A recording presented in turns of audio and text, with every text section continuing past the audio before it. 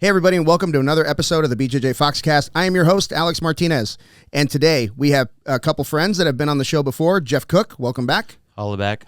And Alex Montalvo, welcome back. Thanks for having me back. Yeah, pull that mic a little bit closer to you. I got yelled at last time because I didn't correct you. I'm trying to get the arm to set. You can do it. God. You can do it. Just like pull it up, tighten it, like pull it up by your nose, tighten it, and it'll sink right down to your mouth. Yeah, there you go. Don't eat it, bro. Oh, man. All right, there you go. All right, guys. So, hey, like we said before, you know, I've been putting this thing together for a few months. It's really hard to schedule 6 different people, but I'm glad I got 2 of you. This is our Memorial Day podcast. We're recording this early, obviously, but it's going to drop on Monday. And I want to get your take on what Memorial Day means to you and how you want to, like, I guess, communicate that to people who maybe serve but not in wartime like me, or people who never served and are curious as to what it means to you guys. Alex, you go first. Go, Alex. So, well, Memorial Day, as they say, is for the ones that didn't make it home. I mean, that's what it's about. I mean, you get barbecues, you get sales, you get all this stuff on Memorial Day, and I honestly feel like with the commercialization of it and everything, people have kind of forgotten what it's about. Yeah, go buy a mattress or a truck. It's like, as a matter of fact, on the way here, I saw on a billboard, Memorial Day sale is for Earnhardt cars or whatever, and I'm just like, geez. Yeah. You know, You literally said "geez" while you were driving down the freeway. Yes, Jeff, geez. All right. Yeah. But it's for the guys and gals that didn't make it home. Yeah. Now, Memorial Day recently for me has taken on a bit more of a meaning than that, because we were kind of talking before we started recording about the suicide rate amongst veterans. And I've known 1, 2, 3, at least 4 that did that. Yeah. And, you know, they say 22 a day. It's a horrible statistic. Yeah. And to date, that's what, over 30,000. Over 30,000, yep, which is over 3 times the amount of casualties of Iraq and Afghanistan combined. Mm-hmm. Mm-hmm. Now, this is going to be a really stupid question, but why do you think that is? Why do you think that's happening? I want to talk about like the root, right? The real root of the problem. Okay, so when I was on the podcast last time, I talked about, you know, being a soldier, right? Yeah. Now imagine this. Imagine they strip you down, remake you into what they need. Mm-hmm. And then you're sent over there to do a job. That job can call into question a lot of the stuff you've been taught, morally, ethically, and, you know, virtue versus vice. And then you do that job and you come home. What do you do with yourself? Yeah. Because it's not like you can just shut it off. It's not that simple. And I don't want to be downer here, but I'm trying to shoot straight at the same time. Yeah.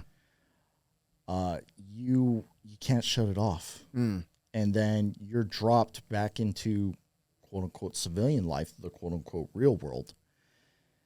And you don't have guidance. You don't have a mission, so to speak, that you're used to. And you have to try and make your way. Yeah. That's hard. That's really hard coming from experience. It's really hard. Yeah. I mean, I've been out for 4 years and I'm still trying to find my way. Yeah.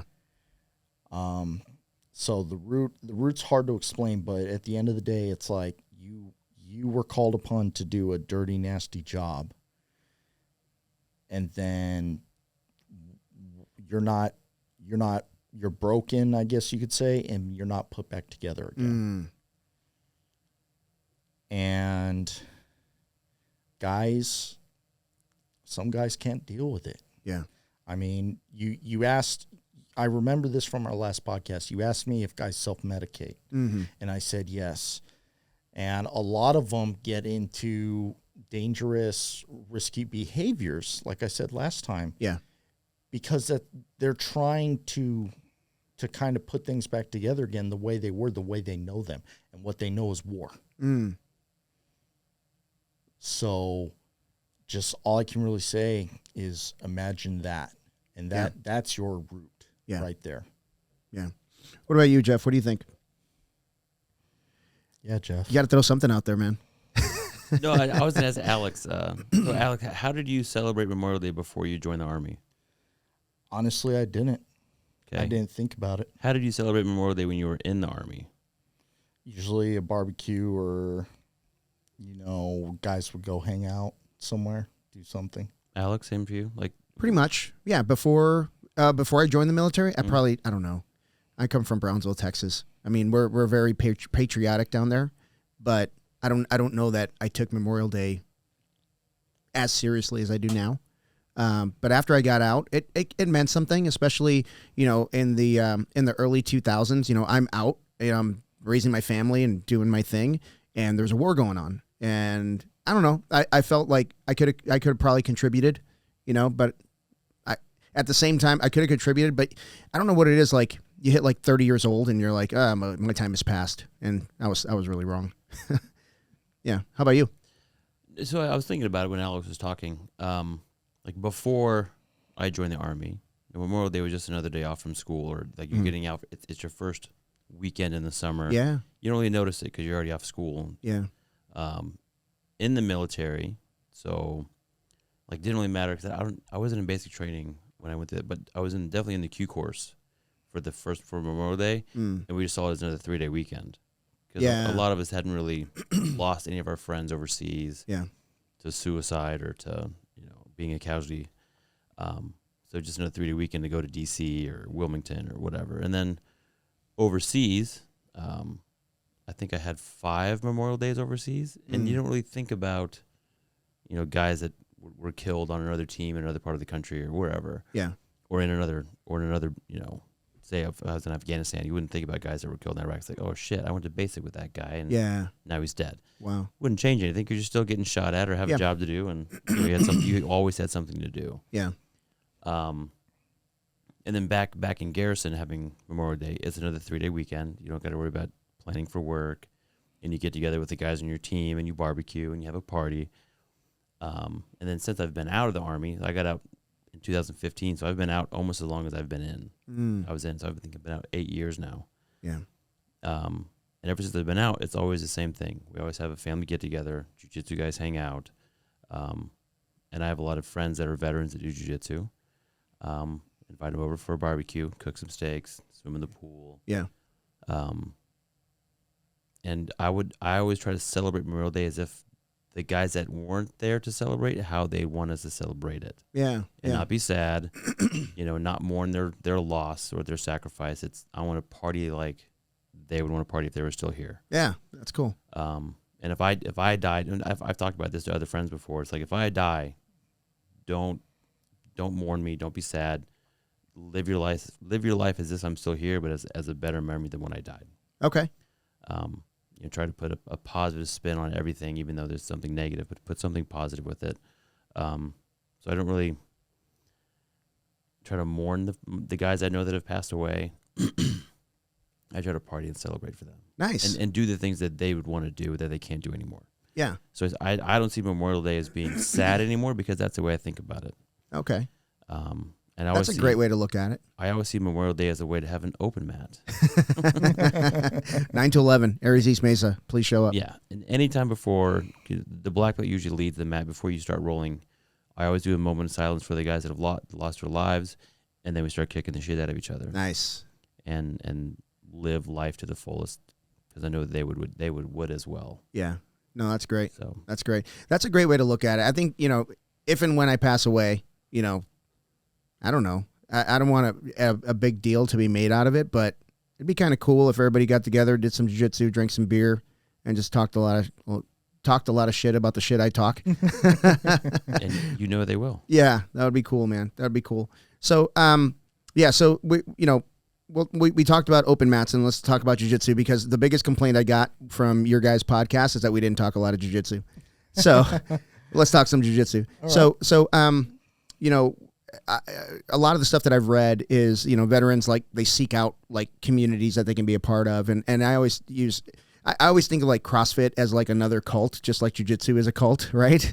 And has it brought you some healing, some solace, some anything like that out of jiu-jitsu? What do you think you guys get out of it? Well, you started in the Army, right? You started after. No, I started in. Okay. I started in too. With MACP or with just jiu-jitsu? Just jiu-jitsu. Oh. I actually didn't take my first combatives level 1 until like I was at Bliss, and I was already a blue belt and everything. Oh wow, okay.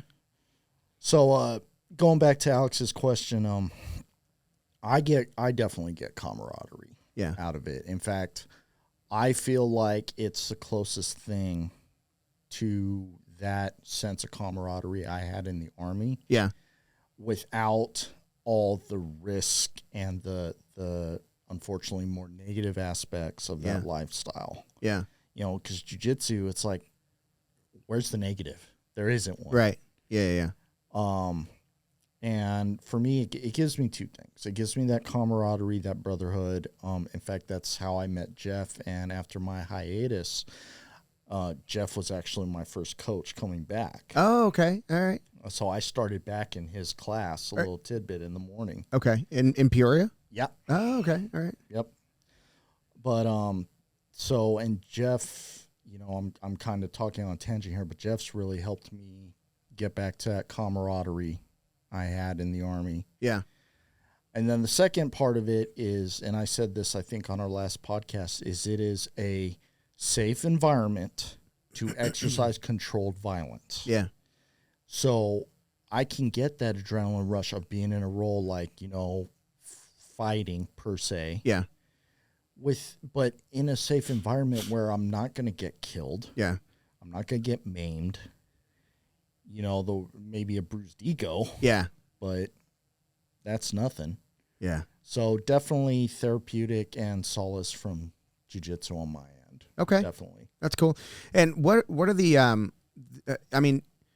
you're taking a lot of the stuff that you learned in the Army into your new jiu-jitsu academy, right? Yeah. Tell me about that. Tell me about what you're taking in there and what the real purpose is. What are you trying to accomplish in your community, teaching them some of the, and give me the name again. Is it M1 Combat Academy? Yes. Jiu-jitsu fitness and tactics. Let's talk about jiu-jitsu. So what are you trying to accomplish with the jiu-jitsu? So I think we talked about this last time, is my kind of mission statement for jiu-jitsu. It's not to make you the best competitor, the best at whatever. It's I want you to try to be the best person you can be and use jiu-jitsu to do that. If you come into the class and you get your ass kicked, I want you to get motivated to get better. Yeah. I want you to be able to kick your ass, your current ass a year from now. I want you to be able to kick his ass or her ass a year later. That's a good goal. I like that. And just better yourself every day. And there's a saying we had in the Army is to improve your foxhole every day. Always improve your position. Yeah, your body is your foxhole. Okay. Right? Always try to improve yourself. So elaborate on that. How can you improve your body? It's not just your opinion, physically, but mentally and physically. Okay. It like jiu-jitsu won't fix your life. Like there's still external things that jiu-jitsu won't be able to control. Yeah. But it will help you with your mind. It's going to hurt your body. You're going to hurt for sure. Knees, elbows, shoulders, fingers, neck. But if it helps you mentally, I feel like that's probably one of the largest positive things that people can do doing jiu-jitsu is to help fix themselves mentally.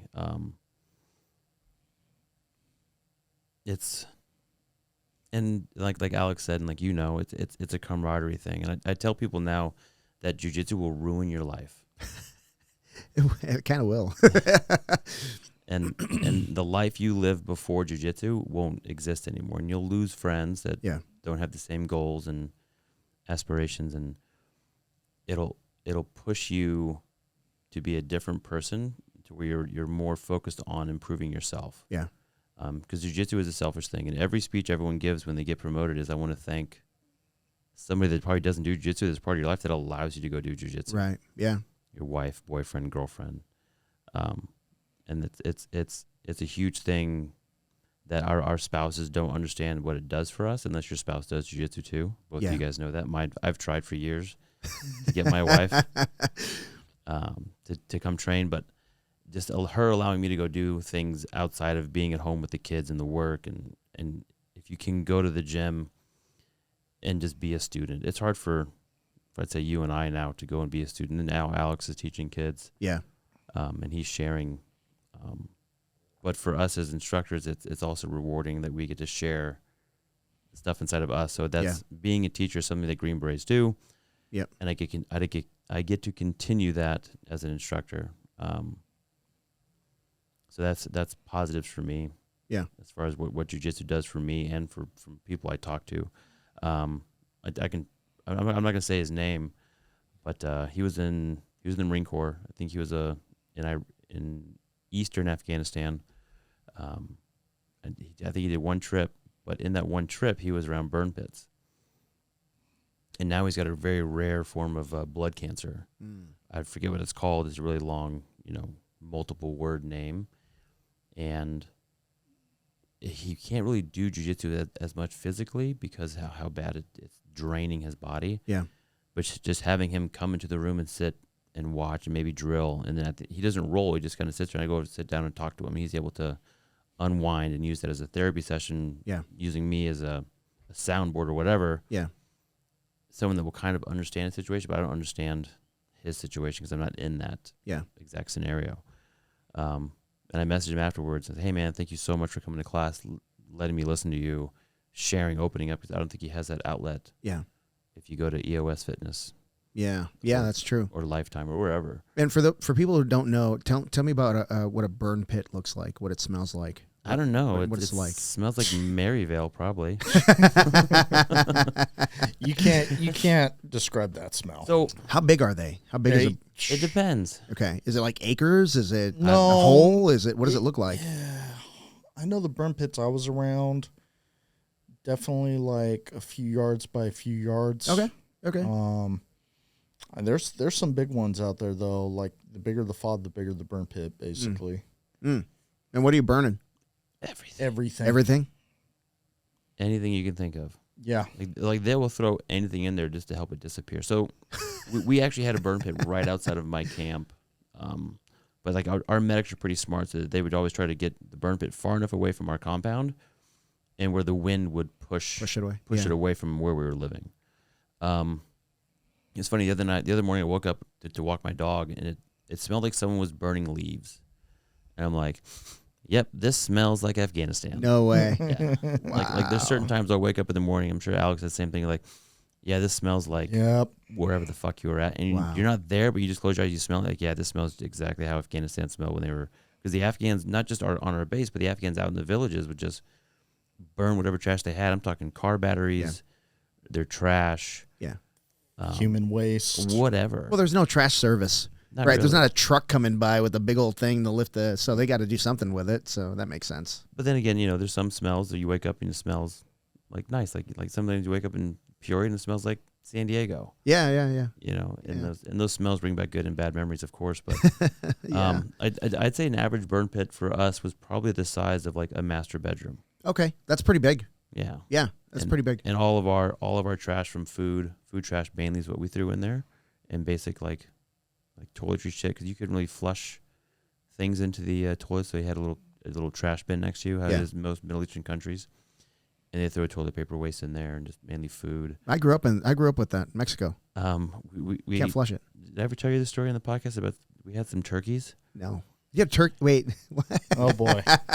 Did I tell you the story? Nope, you've not told me the story, but I'm already interested. Turkeys. So this was Afghanistan 2006.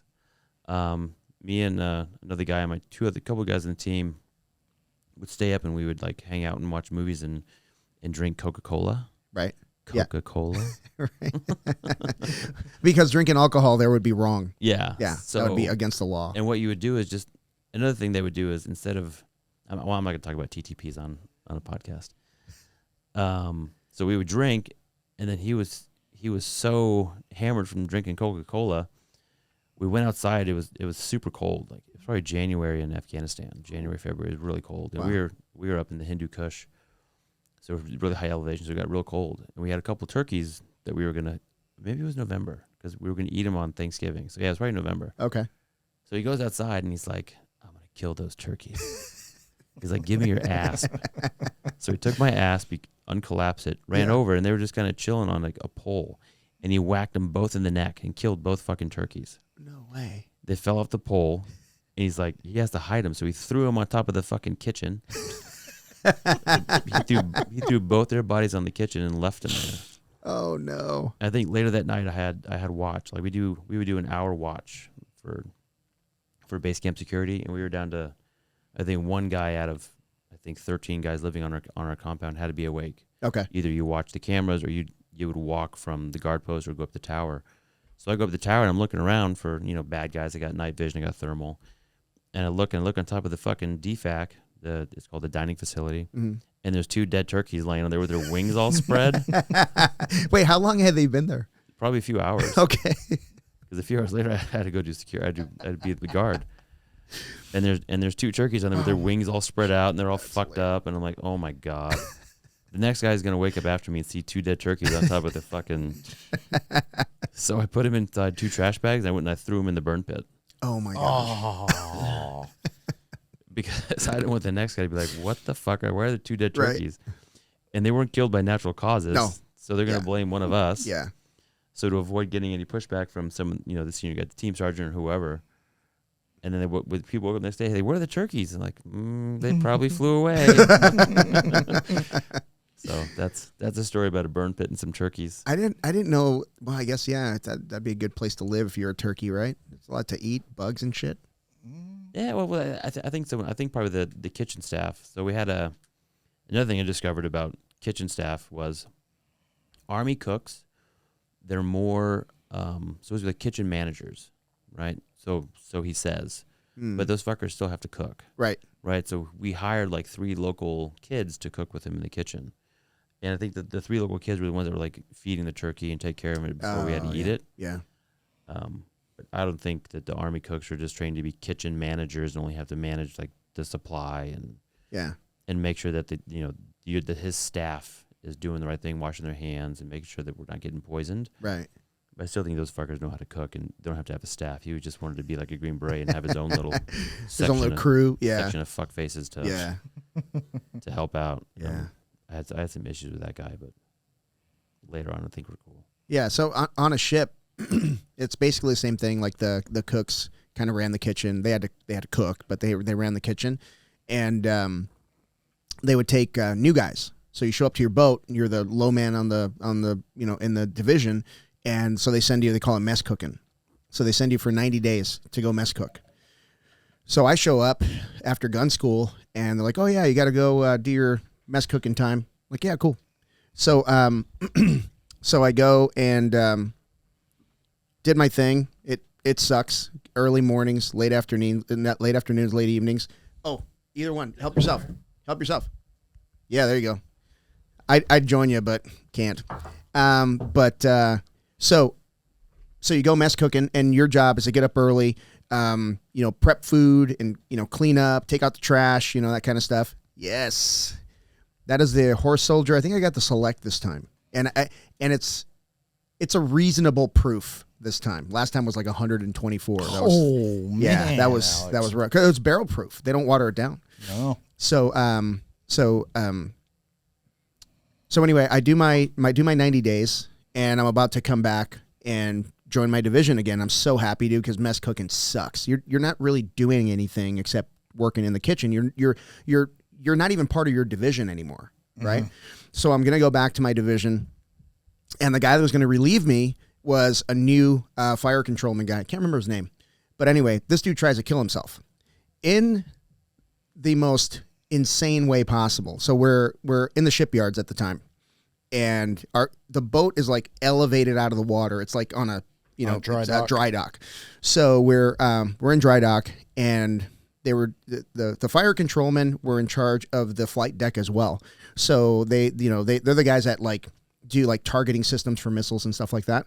And anyway, they're doing the nets and they're, working this nylon rope and making these nets. And this dude takes one of the knives and he lifts his shirt up and he cuts himself open. Seppuku, wasn't that what it called? Yeah, seppuku. Yeah. Seppuku? And then he cuts his arm. So I'm with the division because I was being relieved.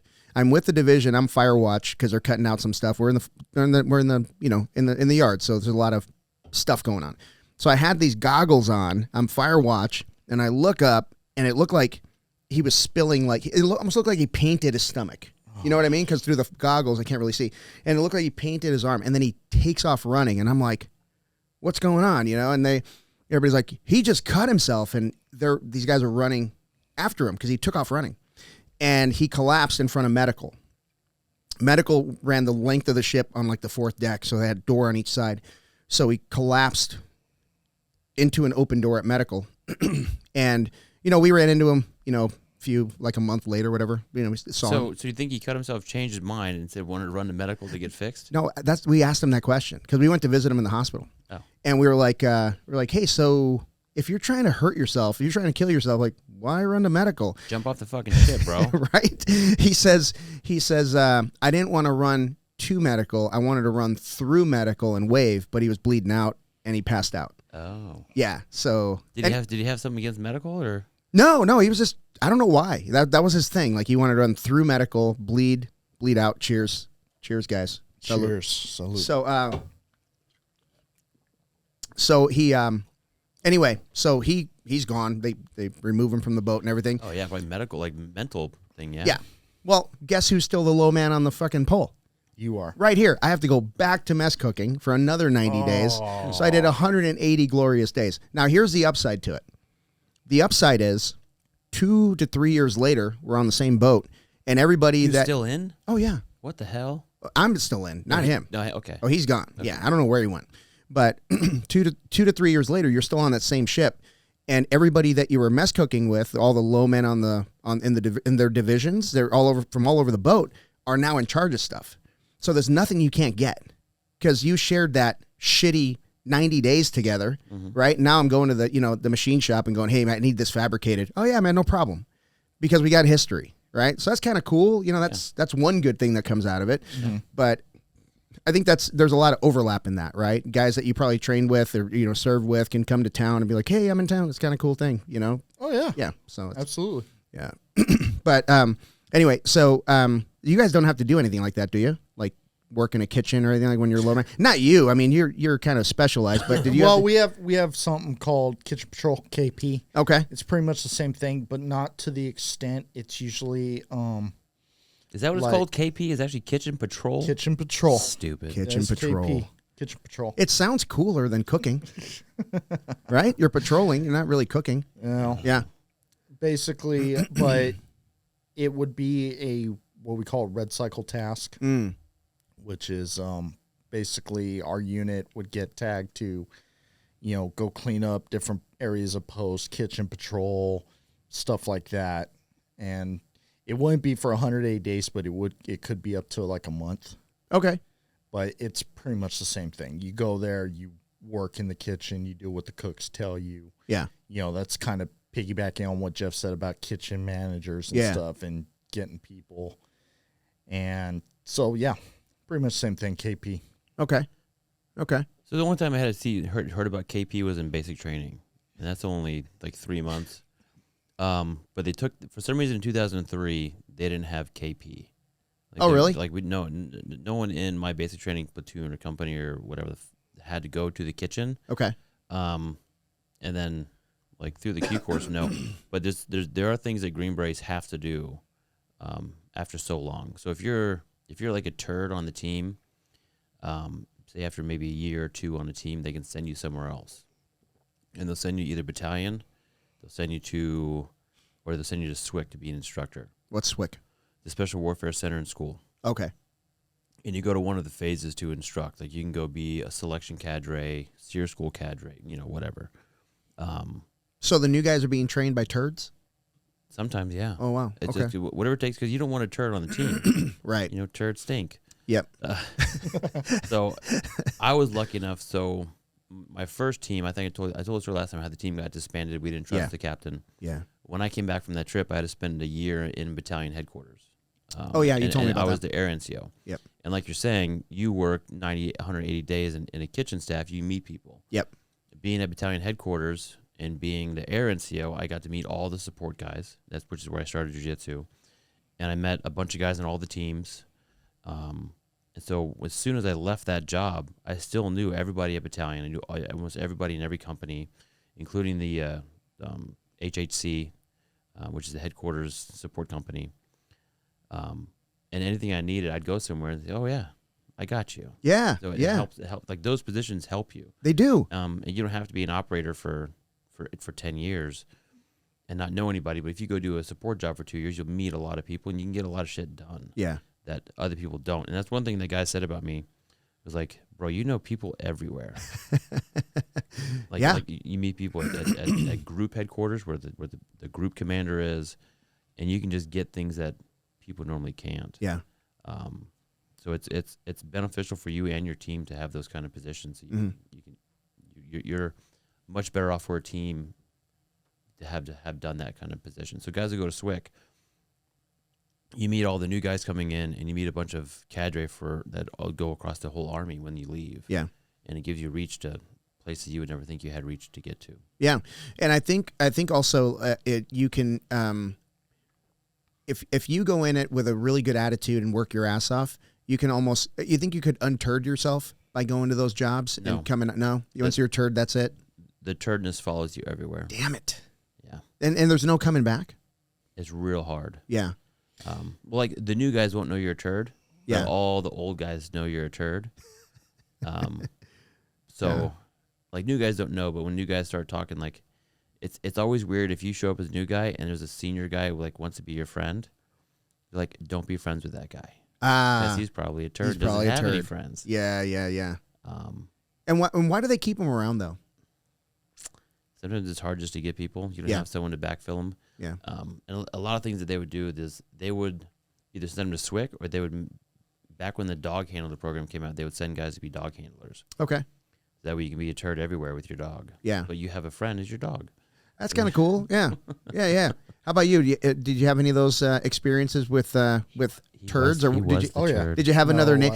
If you don't know who the turd is, you probably are the turd. No, I don't know any turds. It's weird. Turds. Hey, you decided to sit next to him. I'm just saying. Well, this is part of the course one, Jeff.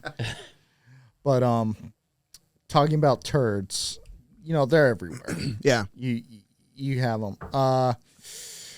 Basically, we would drop turd soldiers in places where they couldn't really do much harm, so to speak.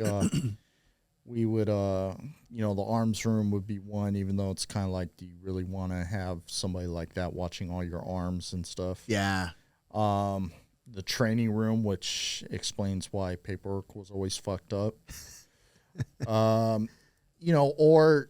Or sometimes you'd make them the RTO, which is kind of funny. Or in a mechanized unit, a lot of times the turdy soldiers would be drivers. Oh, really? Yeah. Wait. Why? Why would you make him the driver? Because basically a driver is not going to do anything on his own. He's going to have a vehicle commander and he's either telling him what to do, when to go, how to go. Yeah. You don't leave the truck. You don't leave the truck. Oh, okay. Okay.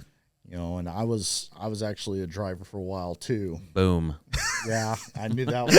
I walked into that. You kind of did. You kind of did. But now you ask, can you come back from that? Jeff's like, not really. I say, yeah. Okay. Because I've seen guys who in your face, Jeff. Oh my God. Hey, I'm Don't not, look that I'm way. not special forces. I'm not a Green Beret. I didn't do the cool guy stuff. Right. Yeah. But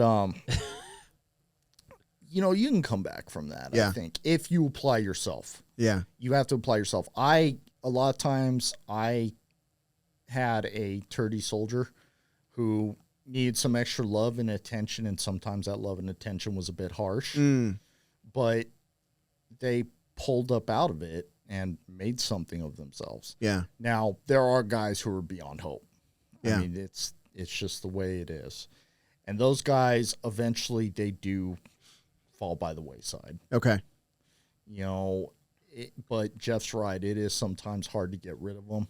Yeah. Because you don't have the person. You got to think, some of these guys have been in the Army a while. Yeah. So even though they're turds, there's still sometimes a knowledge base that goes with them. Okay. Yeah. And, you know, you're losing that knowledge. There was a guy in my first company. His name was Hanson. Hanson had a counseling packet this thick. About the size of your wiener? Yep. More like that. Oh, I thought you were talking to me. Oh, shit. Okay. Way I should. But if Hanson was also a master of acquiring things. Yeah. So if we needed a piece of equipment that we couldn't find, we'd send Hanson out to go get it. No questions asked. Okay. It's just no asking where he got it. Just he'd get it. Yeah. You know, sometimes you can even find use for your turds. Sometimes Okay. you can. Okay. Well, there's some it's not entirely true that you can't come back from being a turd, because there's some guys that, like, if you go into a situation where they have an accidental discharge, instant turd status usually get rid of you. You can't. They get rid of you. From that. Oh, yeah, you're gone. Wow. But the guy might be a really good guy. He might be really cool, but you're just not. You know, you aren't at the standard of where you should be as far as your job. But cool, you're probably a cool motherfucker. Like, play video games or drink and go hang out. Yeah. But you may not be the kind of guy I want to have on my back going into a room. Yeah. Like, Yeah. You may not be in the best shape, because there's dudes that get hurt and they get fat. We consider you to be a turd because you can't, jump over walls and jump out of airplanes anymore. But you might be a fucking awesome guy. Yeah. So, like, when I say turds, it's guys that, like, don't do their job. Oh, okay. Okay. Like, you have a job that you don't do it, then you're a turd. Yeah. It doesn't mean you're a piece of shit. It just means you're not good at what you do. Yeah. And you'll probably be better served somewhere Elsewhere. else. Yeah, until you maybe mature a little bit. Because there's some guys that come into special operations are really, really young. Yeah. Like early 20s. And we want most of the people that go to that job to be late 20s. You have some experience. You don't do the same immature shit. Your brain is fully developed. Yeah. And that's another thing I want to talk about is fully developed brains. Oh, really? I'm kind of reverting back to what we first talked about with guys that get out and have mental issues and have a hard time adjusting getting out. Because how old were you when you joined the Army, Alex? 18. Yeah. 17 when I signed my contract. So there's guys that join at 17, your brain isn't fully formed. Yeah. Because I joined the Army when I was 23. I was almost done with college. I had some life experience. And so you're able to deal with things differently, being more mature. Yeah. The guy I was talking to the other day, the Marine, is having a lot of PTSD issues, and he's got a blood cancer. He joined at 17. Yeah. And saw a lot of nasty shit really, really young. So if you're 18, you're still seeing stuff that could be very, very traumatic that'll stick with you longer than a guy who's more mature in his 20s. You know what I mean? Yeah. So I wanted to bring that up as far as, no, that's a really good point. And it's just how people identify themselves from the time they're 17 to now. Alex was in for almost 20 years. Yeah. More than half of his life was spent having certain requirements and certain expectations. When you get out, it's like, shit. I identify as that still. Yeah. And you need to find another a way to identify yourself, and it's so tough. Yeah. Because you look in the mirror, you still see yourself as a soldier. You don't look the same. You got gray hairs. Yeah. Maybe a couple of extra LBs. Yeah. Hanging on. You're like, well, fuck. Yeah. It's so tough. And they have pictures of that online of guys, the veterans. There's a picture of them in civilian clothes, and a picture of them with their uniform on with a gun to their head. Whoa. And it's actually I'm not sure where it is, but I've seen it over the last 8 years online. I know exactly what you're talking about. It was actually just to kind of put more detail to that. It was some sort of like art, not experiment or something, but it was a project from some organization project where they got all these veterans and they would take a picture of them, in civilian clothes, looking in the bathroom mirror. And a lot of times they were like, they'd look depressed or sad or have a weapon to their head. Oh, shit. Or pills or something. Or pills, some form. The illusion was there in the pictures. Yeah, yeah. And looking back at them in the mirror is them in uniform, and it's very powerful. Yeah, I've seen the exact thing he's talking about. Is that a social media site, or what is it? I haven't seen it in years. I haven't seen it recently. Once either. you see it, it impacts you as a veteran. Yeah. Because I mean, to me, the guys that are having those, the issues are they're. I mean, I'm 50 years old. They're kids to me. Yeah.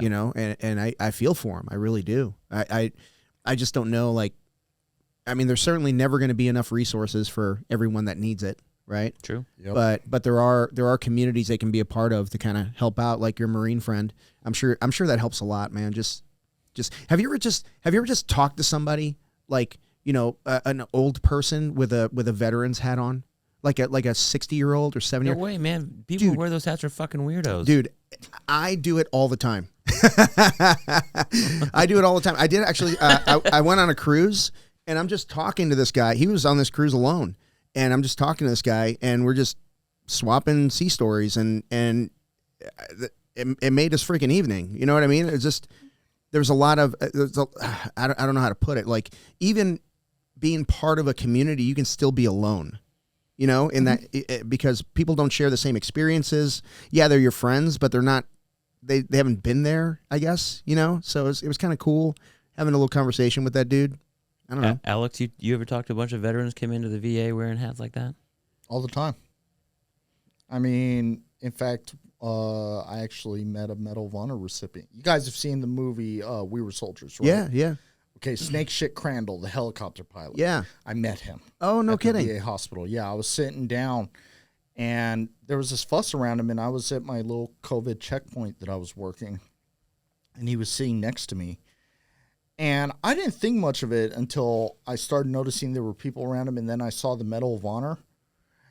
And I go, "Sir, what's your name?" He goes, "Bruce Crandall." And I go, "Snake Shit Crandall." And he goes, "Yes." Because that's how I knew him from the book and the movie. I read the book too. Yeah. And so when you talk to people like that, you're almost guaranteed a story. Whether it's about them or an experience, something, you're almost always guaranteed a story. Yeah.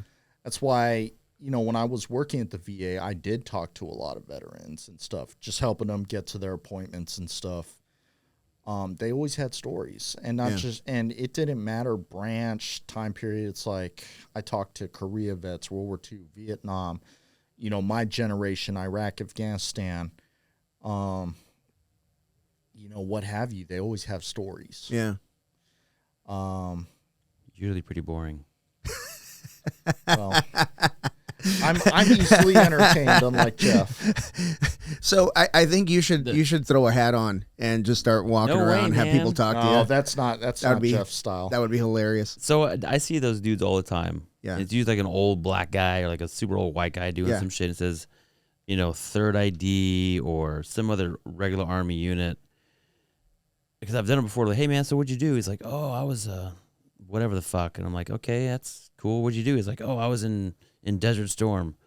Oh. I'm like, "Bro, you were in a fucking 12-day exercise." Wasn't it like 72 hours? Like 100-hour ground war. Yeah, 100 hours. And I'm like, and you see another guy, "Oh, what dates were you in?" He's like, "Oh, I was in from fucking 76 to 82." Yeah. Their hat says Cold War veterans. Like, yeah. Bro, get the fuck out of here, man. Like, you weren't in a war. Like, you served, which is honorable, and thank you so much. But what the fuck did you do? Yeah. Like, I didn't say I was the end-all be-all of soldiers and did all the coolest shit. But if you were going to wear a hat like that, I really hope you actually did more than most, or did something different than or have someone a cool, who just cooler served. story. Yeah. No, it's not necessarily cool, because what's cool to Alex may not be cool to me. What's cool to me may not be cool to you guys. Right. But did you do something worthwhile? Yeah. It's kind of what I think Jeff's getting. Or how long were you in for? Oh, I was in for 2 years. I'm like, you were in for a cup of coffee. Yeah. Yeah. Because I actually did. Like, a guy had a Vietnam veteran hat on. I said, "Hey, thank you for your service. What did you do?" He's like, "Oh, I was admin clerk for the fucking Air Force in Vietnam." Like, "Okay, well, how was Vietnam?" He's like, "Oh, I don't know. I was on a ship." Yeah. I'm done talking to you people, bro. Like, thank you so much for your service. Thank you for joining in Vietnam. But you should really stop portraying that you were a Vietnam vet if you spent time on a ship inside of an office. Yeah. And never didn't really do much. and kind of touching on what Jeff said, there is in the veteran community, you know, because especially with like the advent of stolen valor and, you know, the outpouring of support, because like for example, if I get a military discount somewhere, I always offer to show my ID. Mm-hmm, mm-hmm. And they're like, oh, you don't need to do that. It's like, why? I could be lying to you. Yeah. People still might use my phone number when they go to Lowe's. Say, yep, I'm Jeff Cook. 10% off. Yeah. You know, but if you have my number, you can go ahead and use it. I'm definitely using it. I'm definitely using it. Yeah. Yeah. You don't need to. But, you know, and the flip side of that is you get guys who were in for 2-3 years, didn't really do anything, probably got into some trouble, and they come out and they try to get that for themselves. It happens. Yeah. Yeah. And like, I've ran into some people who are like, yeah, I'm a veteran. Okay, what'd you do? I was a sniper. Yeah, okay. Yeah. You know, sniper, SEAL, special forces. Right. Yeah. A lot of guys claim that. Yeah. Like, I knew guys when we were on my 5th deployment, we were special forces uplift for, I want to say 7th group. And some guys came back and they put on the Arrowhead combat patch. And it's like, no. No. Well, we're authorized. Just no. Just no. Yeah. No, man. You didn't earn that. Yeah. You were uplift for the Green Berets, man. Yeah. The Green Berets are the ones that wear that patch, not us. Yeah, and they still did their job, so it's not like they didn't do anything, but it's not that, you know, yeah. It's just there is a difference between someone, like, I hate to say this, but I am going to say it because it's true. There's a difference between somebody who served and a veteran. Yeah. A veteran to me served in combat. That's a veteran. Yeah. Okay, if you served during the Cold War and stuff, okay, great. I get it. You were in Germany chasing Fraulines and drinking Hefeweizen. Yes. You know, but you weren't in combat. Nope. And to act like you were. Virtual combat, bro. It's true. Well, Call of Duty style. Jesus. Before my time, but yeah. It was Counter-Strike back in the day. But there is a difference. Yeah, yeah. And that's why I agree with Jeff what he's saying about, like, oh, if you're going to wear that hat, man, you better have something to back it up. Sure. Because tell us a cool story, man. Don't talk about your antics at JRTC or some shit. Yeah, I served from 91 to 2000, so completely do you dry. wear a veteran hat? No, I do not. Okay. I do have veteran on my ID, though. That's cool. I do have that. Cool. Yeah. Do you wear a Navy shirt? So I have a long sleeve Navy shirt, and let me explain why. I'm a Navy dad. Oh. Yeah, I'm a Navy dad. But is it blue and yellow? Does it say giant yellow One Navy? of them is. One of them is. And I'm very proud of that. Fuck you. You should be. The other one is like gray and it's black. It kind of blends in too much, but I still dig it. Long sleeve T-shirts, I'm all in. Nice. I always feel it's weird to see a young guy wearing a old guy hat. So Alex, you know, I am not going to lie about this. One thing I wanted to say. That's something old guys wear, man. Well, it's how old are you? How old are you, Alex? I'm going to be 40 in July. Holy shit. Yeah. See that? See that? You can wear it. Yeah, gray pubes. What's in that box? I was wondering. This is my daughter's. My daughter's a bosun's mate in the Navy. Oh, her bosun's whistle. This is her bosun's whistle. This is her fancy one. Do you know how to whistle it? I do not. I do not. Can you try for Dude, the podcast? it sucks. This is really loud. I don't know if I can. She taught me. No. Alex, try blowing it. No. Nope, I can't do it. She's gonna be really mad that I failed. But it's supposed to sound cool, like when they do it on the boat. Yeah. Dude, have you ever experienced that? No. First thing in the morning, homie, they blow this thing like for 30 seconds. But you were in the Navy for like 11 years. 9, yeah. And you don't know how to play that thing? No, I never used it. It wasn't issued? No. Everyone must know how to use this. This is very much a bosun's mate thing. Just in case the Indians attack, everyone's got to know how to fucking signal the troops. But she gave me this. You know what? She may have just left it. Well, or maybe I think took it. giving It became a part of the podcast. Yeah, so I cherish that. It's my kid's bosun's whistle. See, the thing is, as an Army guy opening that box up when I got here, I was like, I have no idea what this is. I'm not going to touch it. And it smells weird. Yeah. my daughter can play it or whatever the hell they call it, but she's like, she'll grab it and be like, you want to hear the what did she say? You want to hear the song of my people? I'm like, no, please. Song of my people. They play it for Reveille. They play it for Chow. They play it for Taps. They play it for. Oh, it was awful. But they never played it at sea. It was always like when we were import. Yeah, we've all heard that thing in movies. It's just I'm surprised you don't know how to play it. But in a movie, they go boop, beep, you know what I mean? It's kind of cool. No, this thing is like a loud blast and then another loud blast, and they mean something. And I never knew what, but I never cared enough to ask. But that's actually the cool part about a lot of the shit we have. Like in the Army, we got a trumpet. Yeah, bugle. Bugle. Yeah, bugle. You've got that thing. What's it called? This is a bosun's whistle. A bosun's. Yeah. Yeah. And, like, we know what that shit means in the Army. Like, you know it's time for chow. You know it's time to come back. You know it's time to stand for whatever. Yep. But the only thing that sucks is it's always over a speaker, and it sounds like the speaker is so far away, and you're like, whenever you're caught out in the open, like, okay, where's the flag? Where's the flag? Where do we, we're like, don't move, fucking just all right, you find another guy off in the distance, like, all right, he's facing that way, I want to face the same way as that guy. Yep. Fuck it. Because if you can't find the flag, you try to face the music, because sometimes, or you'll get a post where the speakers are all off, so there's like a lag you can hear. Yeah, it plays from speaker to speaker to speaker. Yeah, it's not from all from one. Well, import, we have, we raise a flag and we lower a flag, right? Mm-hmm. And out at sea, we raise a flag and stays up. Okay. Oh, really? Yeah. So, your guys' staff just stays hard in the Navy? Yeah, it just stays hard. That's right. That's right. When you're out to sea, you're at war, right? So, when we were anchored once, it was the first time I'd ever been anchored.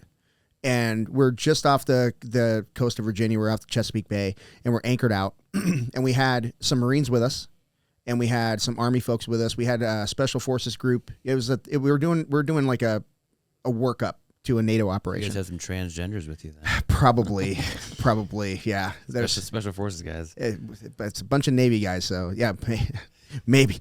But I remember I used to run the main deck. That was the only place we could exercise. I mean, it was a big boat, so I had a big main deck. How many laps was a mile? I can't remember. It was a lot, though. It was like 12 laps or something a mile. Yeah, so it was still a pretty big boat, but I'm running on metal. I don't even know how my knees still work. But anyway, so I'm running, and they call colors, and I'm like, oh shit.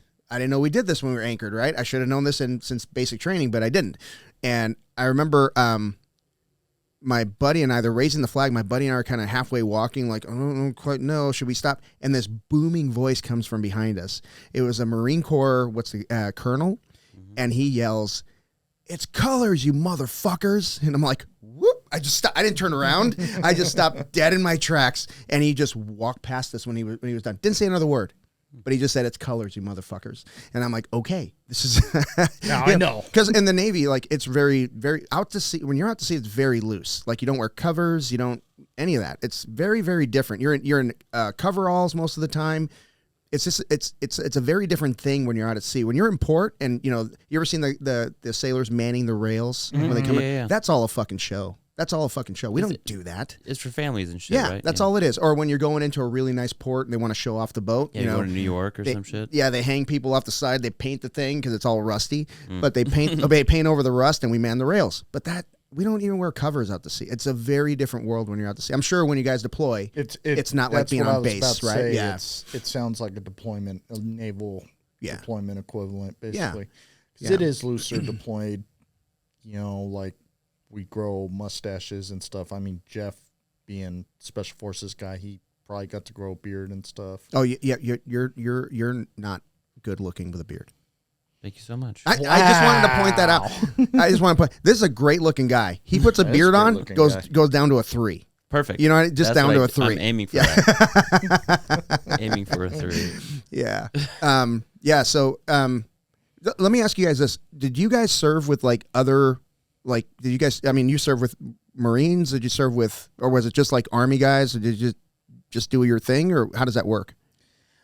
Because you read all these special operations books, and they're like, oh, we had Marines this, and we had an Army that, and an Air Force this. Well, you got to think that... Did you have people embedded with you when you were deployed? Or is that what you call it? Or was it just you guys your guys, just solely you? Solely us. We worked, except for my 5th deployment, where we worked directly with Special Forces. Yeah, so they were embedded with Special Forces. Yeah. The Special Forces weren't with them; they were with the other way around. But you probably had more people than they had. We did, because you have mechanics and you have all that you got to bring with you, right? Yes and no. Just so everybody knows that didn't listen to the last podcast that we did, assholes. Let them know what you did in the Army, because you were special operations, you were a Green Beret, and I don't even know what the fuck that. I tell people I was a cook. You're a cook. He was a cook for 10 years. 11. Let people know what you did. Well, I was in the infantry, which, as I sum up the infantry, a dude with a rifle, a ground pounder, ground pounder, a grunt, whatever you want to call us. When we deployed, it was usually us operating at roughly a company level. But we would also go out on platoon level patrols. So there were times when we'd be out on mission, it's just like 30 guys, just us. So by comparison to what Jeff worked in like 9 to 12 man teams, maybe with an adjunct of force, either Afghan nationals or conventional infantry like us. So that's what I did. And it's a very different methodology than with an infantry deployment than a special operations one. Okay. Because the special operations, they have a lot more freedom of maneuver. Whereas we generally have our own little sector that we have to patrol and take care of, whereas special operations can go almost anywhere because their mission set is a lot more intelligence driven than ours is. A lot of times we would go on, I hated this term, presence patrols, where basically we were going out like cops walking a beat to see if we could stir anything up, pretty much. Oh shit. Okay. Or like I said, basically trolling to get hit, basically. Wow. Do you mind if I ask you what that's like? It's fun. Yeah? Yeah, we go fuck off. Well, we would. Okay. It just depends. But for me, it would be boring sometimes, especially when it's the same place you've been to over and over and over again. But it's also nerve-wracking because... But weren't you primarily in a city, though?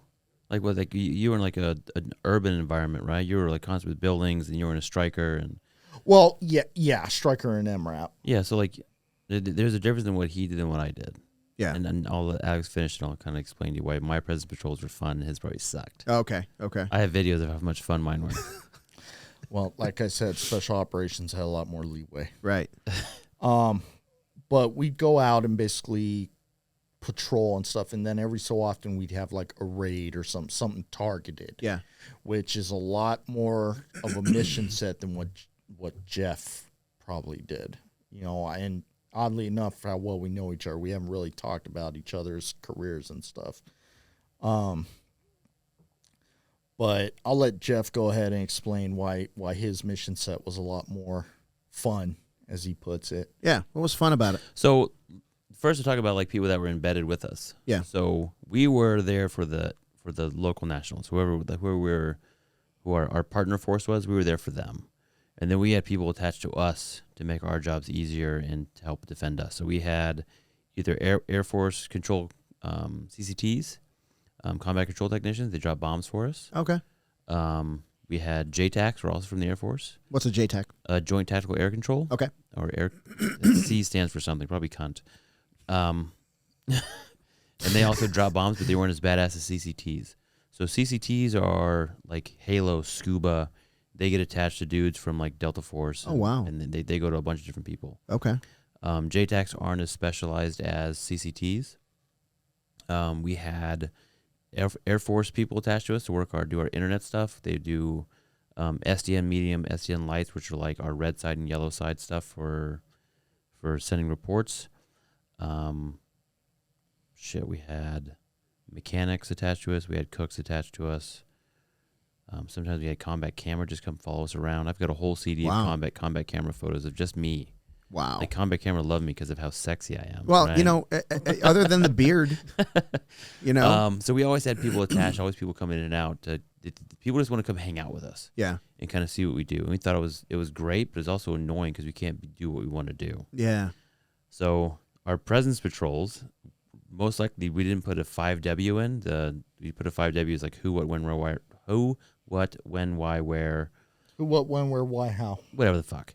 So we had to send it up to hire. We wouldn't send that shit in. We would just leave on 3 ATVs, a Land Rover Defender. I think they were Defenders. And we would just go drive in the fucking hinterlands and go find shit. And so it'd be me, the other Bravo on the team, a Charlie, our CCT would come join us. And we'd have a Terp. And we would just drive off in the middle of nowhere. Kind of like if you go up to Lake Pleasant. Yeah. And just go head out, just go drive out in the desert and see what you find. Oh my gosh! And we would just go. Did you ever find something you didn't want to find for hours? No, like we would go look, and our commander and the team sergeant wouldn't know. We would just leave. Oh my gosh! We would just bone out and go look for shit. We would literally go hunting human beings. And you wouldn't get in trouble? Oh no, we'd get back before anything happened. Before they kind of knew we were gone. Like or they'd have some shit to do with the governor, with the sub governor. Yeah. If they boned out, we would just leave too. We had a JTAC to call in fire for us. We had plenty of guys on the team for guns. Yeah. If we ever saw anything, we would just kind of like either we'd engage or we would just kind of leave. Yeah. Was that Land Rover? Was that up armored or anything? No, it was completely open. It had a window or windscreen, no doors, no top, and it was loaded to the gills with ammo, medical shit, crew serve weapons, mortar, and anything we would need if anything happened, we'd be prepared. Yeah. But we had great mobility because our JTAC, our CCT had a 6-wheeler. And he had all his medical shit and his radio stuff in the back. We had 2 ATVs with me and my buddy. We had something called a thump gun, like a single 2 or 3 grenade launcher. Okay, yeah, the M79 or whatever it was, that old school one. We had and anything we needed to reach out and touch somebody. Yeah. If we saw people walking, we would jam them up. We'd roll up, fucking stop them. We would talk to them, take pictures of them, take pictures with them. Like, hey, this is my buddy. So if anything happened, we'd be like, "Oh, you're a fucking supporter of American forces." Yeah. Were they resistant to taking photos? I don't know. I can show you some. I can send you a picture of what they look like. Sure, that'd be cool. Me with some locals, are like you know, when you like you get caught in like you photobomb somebody, and you're like a weird smile. Like that's the smile. You put your arm on them, they have like, I don't want to take a picture with the grandpa, but yeah. You know, like if you take a picture of Joe Biden and he's smelling you, that's the face you would have. That's bad. Yeah. That face. Yeah, that would be bad. That'd be a bad look. And we did that shit all the time because we would get bored. Like if there was never any like immediate air cover, like we wouldn't have like medical support. I'm not going to sit on the base. Like presence patrols were great for us because other groups that would come in, they would literally, we call it Alamoing up, and wouldn't want to leave the base, and that allows the enemy to move in. So we would go bone out, and they would see us driving like far out in the desert, like, oh fuck, that's the special forces guys. The Tigers are out there patrolling. Oh wow! So they would know that we could be anywhere at any time, and wouldn't know when. And they would back away. We would just pop up over a hill and be like, oh fuck, they're here. Whoa! And we would do that constantly. So they were always aware that hey, the Americans are out doing shit. You can't just walk out and be by yourself because you never know where these guys are at. And they wouldn't mess with you, like No. they would. Okay. No. Yeah. Because we didn't play games. If we caught you, and if our Terp thought you were being shitty, we would do things to you that I can't talk about on the podcast. Right. Yeah, that's so, and that helps save, I feel, American lives, by being a more aggressive warfighter as opposed to being a passive one to sit in the base and kind of get told what to do. Yeah. That's one good thing about Third Group is that we were aggressive warfighters. That's cool. That's cool. Yeah, that's interesting, man. Like, because everything, all the stuff that I hear comes from like other podcasts and stuff like that, and they're talking about, and it's a little different, maybe like group to group, I guess, because some people are saying like you can't leave your base unless someone approves it, and you've got to give like a PowerPoint presentation as to why you're doing it and all that stuff, and you're just jumping on an ATV. What size ATV was it? Was it like a side by side? Was it like a 4-man? No. I don't know. I forget what the hell they were called. But did you have to go through that? Did you have to go like mission planning and have to submit like a PowerPoint presentation before you go in? And how often do you do that? Like every night? Especially later on in the war. Yeah. When it was more driven by, we had to put, like, I'm speaking mainly about Iraq. Mm-hmm, mm-hmm. where we had to put like an Iraqi face on it. Oh, I see. So if the Iraqis didn't want to go out, oh shit, okay, we wouldn't go out. That's just a quad. Yeah. Whoa. Okay. But you could see souped up on our quads. We had something called a Duke, or I forget what kind of jammer it's called. And those things are terrible for you to have on you. Why is that? In that mortar can is a jammer that would jam signal, and it's supposed to be in the back of your Humvee. This thing was right by my nutsack. Oh shit! And so all those radio waves and shit on the front of my ATV is a SKS. Oh wow! And I would carry that as a backup or something I could use. I think we had extra fuel on there. I had my 3-day pack, my Camelback, and all the other shit. And this is a rear view of our ATVs. Oh wow! So that's the size ATV we would take out. I forget. Okay. You know what? Can you see from the picture what it's called? It's like a Polaris. It looks like a Polaris. I think it is a Polaris. And those things are workhorses, man. Like, and we would always deploy with stuff to fix them because those things would break like crazy. So we carried extra shocks and extra little seals and a seal kit. And, and that's why we had a mechanic with us to work on those things. So they would break. They had a winch on the front, so you could winch them and you could tow them back. And they're really easy to move around, and they're great on fuel. And then again, I've known guys. A buddy of mine, I can't remember his first name, but he was a team sergeant on a team for 10th Group, and he was on a patrol, and he got lit up by he was way out. He was ahead of his patrol, and he got killed riding an ATV. He got shot. He got ambushed. Wow! And so they lost their team sergeant because he wanted to ride an ATV. So you're wide open, but you have great security because how fast you can go, but you're wide open to enemy fire and whatever. And we would use those as scout vehicles. Oh, I can imagine. Like we would push out ahead and look for whatever things that look weird. We'd push people off the road. And I stiff-armed an Afghan guy into a ditch one time. That was great. Out of the way, Peck. That's hilarious. Peck. Wow, that's going way back. From Willow. I like that. I like that. Yeah. So let's talk a little bit more jiu-jitsu. Tell me about your academy. It says you talk about tactics. How are you incorporating tactics with jiu-jitsu? It's something that I taught in the Army to other Green Berets. I did the Modern Army Combatives, which is great for you learn just enough to get your ass kicked. As far as grappling goes? Learning MACP, the Modern Army Combatives, which is the father of that is a guy named Matt Larson. Yeah. So SOCP is a program that a guy named Greg Thompson came up with another guy named Carl Haskins. SOCP is the only program of record that came up with by a dude that's a civilian that never served in the Army, but he's been teaching in the highest level of special operations for 25 years. Oh wow! His name is Greg Thompson. He came up with this with SOCP. So I went to like 4 SOCP instructor courses. Yeah. But I could do the first week, but had to leave to go do something, and I was able to do the second week and not the first week. So I've done the whole course probably 3 times. Yeah. And I've taught SOCP so much, but I've never actually got my certificate, even though I've done it so many times. So the same thing I'm going to teach to civilians, same thing I taught to Green Berets, minus some of the things I won't show civilians because you don't need to know some of those things. Yeah. Like detainee stuff, like moving people, handcuffing, 1-man, 2-man cuffing. But all the stuff that we would deal with in a room, I'm going to teach other people how to deal with fighting somebody inside of a structure. Yeah. In my academy, I'm going to have 3 rooms that are going to flow through each other. So it's going to be one corner fed that goes into a center fed room that has a closet that goes into another center fed, corner fed room where you can flow out of that corner fed. I'm going to have 2 stairwells I can use. I'm going to have an elevator shaft I can use, really long hallways that I can use for tactical training and around my academy. And one of my partners, a guy named Dave Wilson, is I'd say an expert on law enforcement tactics. He was on SWAT for 7 years. Okay. And a police officer for 20. And he's going to help me with the law enforcement shit. I'm going to do the military, combine it and teach that to civilians so they can learn some of the stuff we used in rooms to keep ourselves safe. Yeah. With like single man entry. If you're in your house, you got to get out of your bedroom and fight your way through your house to get out to safety. Yeah. I'm going to have people in every room just to fuck with you.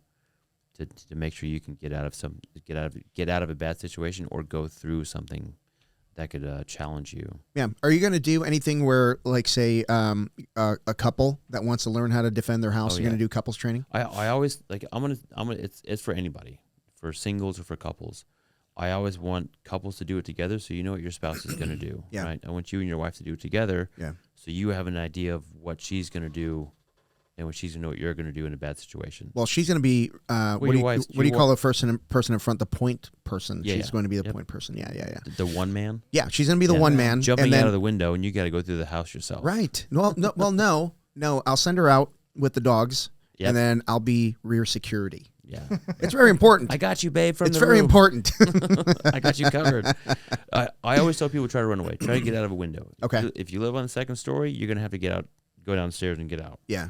But if you can get out of a situation and not have to deal with a bad guy, or if you don't have kids, but if you have to go get your kids, then you're in a different situation. Yeah. You're gonna have to be able to move through an environment tactically to get to something you want to save. Yeah. I don't want you to go save your glass of horse soldier, but a human life is important.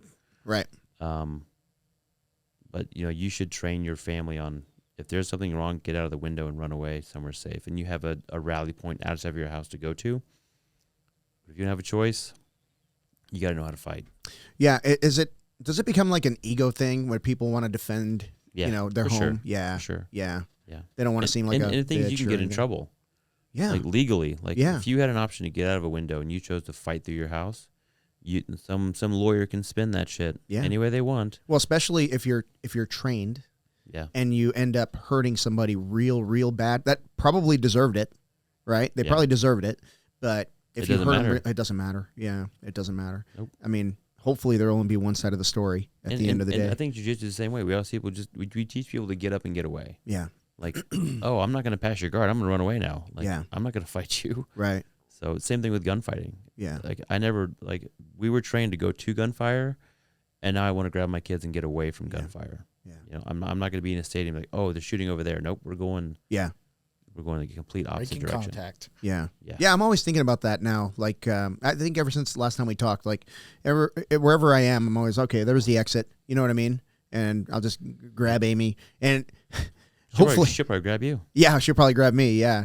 But yeah, you're right. It's about getting away. And we were talking about that a couple of lessons that we were teaching our class. We're teaching them, triangle chokes, teaching cross collar chokes, rear naked chokes. And, that thing that happened in New York came up where the person held a strangle way too long and the guy ended up dying. I mean, that's really bad. That's really, really bad. And you almost have to have like an internal clock. Even when you compete, you got to have an internal clock.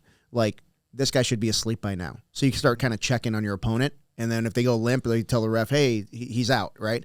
You got to do that in real life as well. And it's not something, yes, you get a little nervous in tournaments, but it's not like being in a street fight where there could be other threats, right? You have somebody in a rear naked choke and you hold it because you're like looking around. Next thing you know, the guy's dying, right?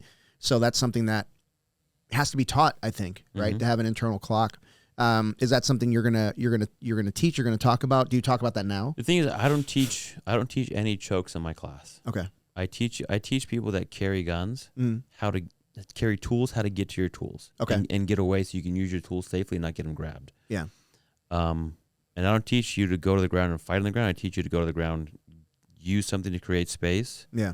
And then get to your tools and get away. And you're talking on the tactical side, not the jiu-jitsu side. Jiu-jitsu, you'll teach chokes, right? Oh, for sure. Yeah. But you're talking the tactical side. Tactical side, get to your tools, get away. That's if you can safely get to your tools. Right. But jiu-jitsu-wise, I teach people, like, tap early and tap often. Tap early, tap often, yep. But it's I would say it's hard to teach a white belt in the heat of the moment in a tournament to know that internal clock. Yeah. That's why you got to have black belt refs. Yeah. That can see that early. Yes. That know that look someone has when they're going to pass out. But for kids, that's why they stop kids so soon in tournaments, because no one wants to see a limp kid on the mat. No. That's the worst. Well, a few years ago, there was a tournament. There were these two girls. I can't remember where they trained, but they were so freaking good, man. And you always knew where they were because they wore like one long braided ponytail, and like that thing would be whipping around. They like takedowns. I mean, really, really talented. Well, one of them got caught in it was a baseball bat choke. Baseball bat choke sunk in deep, The person doing the choke was on her belly, and the other girl was straddled on top, almost like in a mounted, like a rear mounted position. And that's where they sat. And that girl was out for a while. And I don't think she's competed since. I think something bad happened because she came to, but she wasn't the same. Yeah. You know, and that's why you say, like, the refs have to be on it. Because at the time, the baseball choke wasn't as well known as it is now. You know that sucker put you to sleep. Oh, real quick. Yeah. But back then, I don't know that people knew. I don't know. It was just a little different. Maybe it was a little bit newer. So it was like a sacrifice choke? Yeah, basically, your guard's getting past and you just go. Yep, turn. And, it turned into. I've been put to sleep with a baseball bat choke in training. Yeah. I mean, the last thing I remember is like, oh, I have the arm. And then I woke up. You know, it comes on that quick. But you're right. I scrutinize tournaments like we get, and you're experience this as well. You probably already have it, Peoria. But we get solicited by every tournament that comes to town. Bring your team. We'll treat them right. And hey, man, I'm all about helping, up and coming tournaments, succeed. But you got to give me the top notch referees. I want to see how much money you spend on referees, whether you're hiring guys that are trained by the IBJJF or you've got a training program on your own where you're bringing these guys up and they're good because they're IBJJF certified refs. Yes, dude, I'm telling you, if they're if a promotion calls me and goes, hey man, can you ref this weekend, bro, you're in trouble. I mean, first of all, I'm not a ref, right? And second, I'm so ADD that I'd be like, who's on top again? Screw it. 2, right? Whatever. But I want to see professionalism, especially when it comes to athlete safety. If you mess up, if it's running late, I don't give a shit about that. I care about what happens on the mat. So a very good point about having black belt refs. It's important. Yeah. Train, too. You're correct. Train. And that's why I think they make the IBJJF guys have medical, like CPR certified. Yeah. Because, God, sometimes those medics on the side are just asleep at the wheel. Dude, can you imagine sitting there all day, though, with nothing happening? It's the same thing with refs, too. Like, refs sit there with the kids and they're so bored. And you see, like, you watch a ref and he's out there watching kids and he looks over at another match. Yep. He's looking at his watch. Like, yeah. Man, this is so boring. Yeah, I get those medics got to be bored waiting. Yeah, dude. So have you ever thought about being a ref? I've taken the referee course only to get my IBJJF black belt cert. Okay. I really have no intention of refereeing. Especially, as a coach, instructor, it'd be really difficult for me to ref a tournament and then coach a tournament at the same time. It'd be damn near impossible. I wouldn't do either one well. I barely do the first one well. So are you like super smart on like how many points are this and how many points are that and this to this? Like you go from this position to that and you get points. It's like, are you good at all that? Yeah, I'm good about that. I'm terrible about that shit. Like I know jiu-jitsu, but I've never done my jiu-jitsu for points. Yeah, right.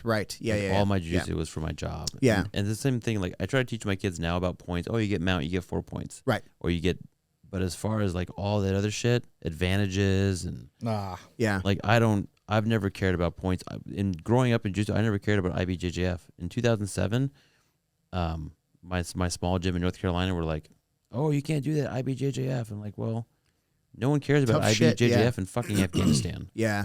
Give 2 shits about any of those rules. Yeah. So, it's very different. It's very different. I've never cared about rules, yes, but as far as points, it's like, bro, either you tap this bitch out or you don't. Right. Yeah. Like, I've never considered winning by points winning or losing by points losing. Yeah. If you get choked out, you lost. Yeah. Agreed. If you get an arm bar on somebody, they can still fight you with a broken arm. Mm-hmm. But if you choke somebody, you won. That's it. Yeah, sleeping people can't fight. I've never cared about advantage. Yeah. You watch these high speed, super great guys jiu-jitsu. You won by an advantage or the referee decision, you didn't win. Yeah.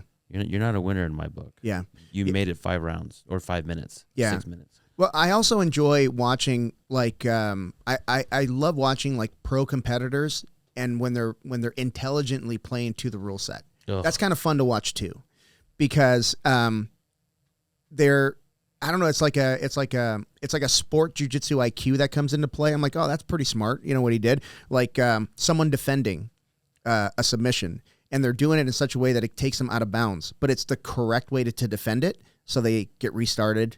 I think there's like maybe like a 2 points given or something like, but they're not subbed, right? And that's when I watch that, it's not my favorite thing to watch. I don't like winning by advantage. We're good. We'll go another 8 minutes. Okay. Yeah. But it's one of those deals where I do appreciate that piece of it, but I do love people who just attack subs the entire time. Gerson is one of them. Yeah. Gerson used to drive me crazy. He'd be down like 22 zip, and then he'd throw a sub and get it because he only attacks subs. Yeah, 'cause you can fight back from points. Yeah. Points don't matter. Yeah. You can't fight back from a sub. Yeah, that's true. That's true, man. Yeah.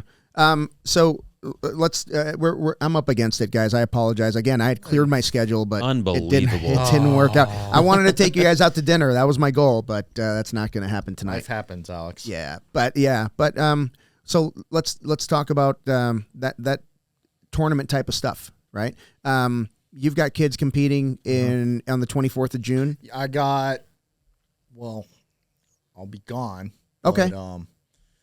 But, that's right. That's right. Sorry. Yes. Are you going to hedonism? Sorta. No, I'm not going to hedonism. And I'll tell you about hedonism some other time. All right. that is the running joke between me. Oh, and Jeff. gotcha. But I have 2 in June. Okay. Going to state. One of them is my girl who's competed twice already. She's a go-getter. She loves it. And then the other one, it's going to be his first tournament. Oh, cool, man. But he's been really putting in the work. Good. And this boy, I remember one time I put him up against his best friend in the class, basically. Okay.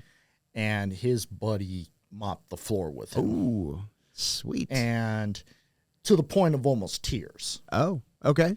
And he came back and he put his nose down and applied himself to training, and now he's a straight up killer. All right, cool, man. So I got a couple going in June. I'm gonna miss it, unfortunately, but yeah.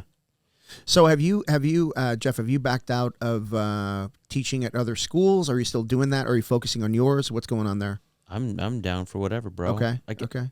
I want to share wherever I can. So no, I stopped going to Cottonwood on Mondays. Okay. I'm now full time at my temporary location in Sun City on 107th Avenue, Union Hills. Okay.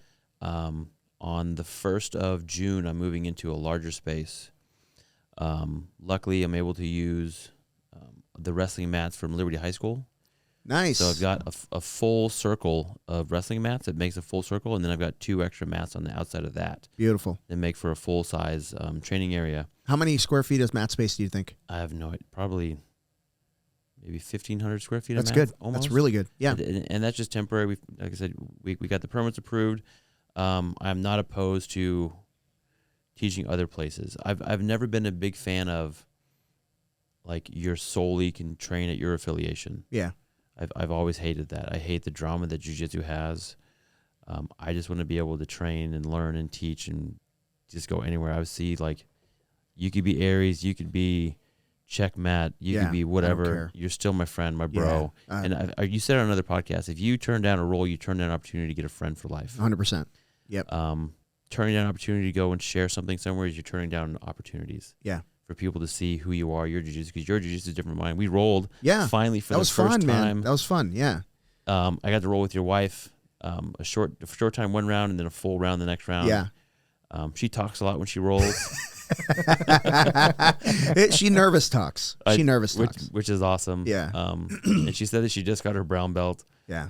A fresh brown belt, so that was fun. I really enjoyed rolling with you. I know your knee was hurt. I wanted to ask you, how's the recovery coming? Excellent. Where are you doing your recovery at? A couple places. So my physical therapy is with Control Physical Therapy in Scottsdale. Greg McClarty, jiu-jitsu guy, awesome dude. He's a brown belt. And I do my weightlifting with a Pro Fitness in Tempe. With Vin's place, yeah, right? Vin's place. Yeah, he's a black belt. So I kind of surround myself with jiu-jitsu people. My primary care doc is a jiu-jitsu person. Everybody but my ortho. Ortho is a guy named Dave Zeman. He's done both my knees. He's fantastic. But but thanks for asking. The recovery's going good. I've got almost full range of motion. Nice. It's just sore. That's all it is. And my PT said once the sutures are closed, he's not afraid of re-injury. It's just we're going after it. We're gonna, and so the goal is to be ready for Phoenix Open end of July and then Master Worlds end of August. Okay. So that's the goal, man. So I'm gonna do everything I have to do to achieve that. Yeah. So your Masters 6? No, not quite. Masters 5 this year. Okay. This Masters 5 this year. It's nice. weird saying that. Who are the big names in Masters 5 you would have to face that are from? I don't know. I I looked at that today, and there's a couple guys. There's a guy from a school in Illinois, TAC team. Very good school. There's a Masters 4 that's coming to town that I'm going to sign up at the Phoenix Open. A guy named Mark. He's from TAC team as well. They do really well. They're tough dudes, and they're like sub hunters. You know what I mean? They're a lot of fun. It's wide open. You know what I mean? It's not like stall and get an advantage stall. They're trying to kill you, so they're fun to roll against. But what I find when I'm going up against like Masters 4s and Masters 5s, you see like Alex Martin's BJJ on the patch, and it turns around and it's Alex Martin's. Yeah, you know what I mean. Awesome. So you're going against like guys that I YouTubed when I was a white belt. So that's pretty interesting. So yeah, we were talking on the last podcast, a couple podcasts ago, about the difference between the Master Worlds and Adult Worlds. Adult World black belts have to qualify for it, and I think Masters should have to qualify. Maybe not as strict, maybe not as many points, but I think you should do some tournaments before you go to Master Worlds. Yeah, for sure. Yeah, I agree. Yeah. What do old guys like you should? What do old guys like you have to focus on for tournaments? You think? Stay healthy. That's the only thing. I mean, you know how to roll, right? You know how to roll. Most of us are pretty strong, right? We've kept ourselves pretty strong. It's just don't be stupid. And staying healthy means for every hour that I spend training, I dedicate a half hour to recovery, whether it's compression, whether it's sauna, ice bath. I haven't done an ice bath in a while, but it's sauna, definitely compression, stretching, mobility work. That's all super important. More important than anything else, any jiu-jitsu training you could do, honestly, the recovery is probably twice as important. Especially as old as we get. Yeah. You're almost 40. I'm in my 40s. You're 62. 50. I'm 50. Not a day over 85. Flexibility, hydration, and rest. 100%. Yep. Yeah. Sleep is so freaking important, man. It can't be overstated. But well, listen, boys, I'm sorry. I got to call it. I'm up against it. But tell us where we can find your academy. So the website is www.m1bjj.com, and we're on Instagram under M1 Combat Academy, and I'm also M1 BJJ AZ is my other Instagram account. Okay, I got to go through and follow those because I don't think I'm following all of them. So I'll follow. And those. we're also on the Shortest Hour podcast. Shortest Hour podcast, yes, great show, man. Great show, yeah. You guys disguise it as a comedy, but it's really good stuff. You guys are doing a good job there. You need cameras though. Yeah, I agree. Yeah. How about you? Tell us about anything going on with We Defy, anything like that? Well, We Defy is pushing Memorial Day. There's a lot of open mats going on, donation-based stuff. Yeah. Unfortunately, due to unforeseen circumstances, I wasn't able to put something together myself. Okay. But I do plan on being at your Memorial Day open mat. Come on out. On Monday. We're doing burgers and dogs, man. Come on out. Definitely. But basically, the Memorial Day push is going on for We Defy, so hopefully there's a good fundraising going for that. Awesome. Okay. All right, everybody. So if you love the podcast or hate the podcast, give us a review, like and subscribe. We're on YouTube, the BJJ Foxcast. We're on Instagram. We're on Facebook. The website still sucks, so please don't go to that. Anyway, guys, thank you so much for doing this, and we'll have to do it again same time next year. Hell yeah. Sounds good. All right, boys. Cheers. Cheers. Oh.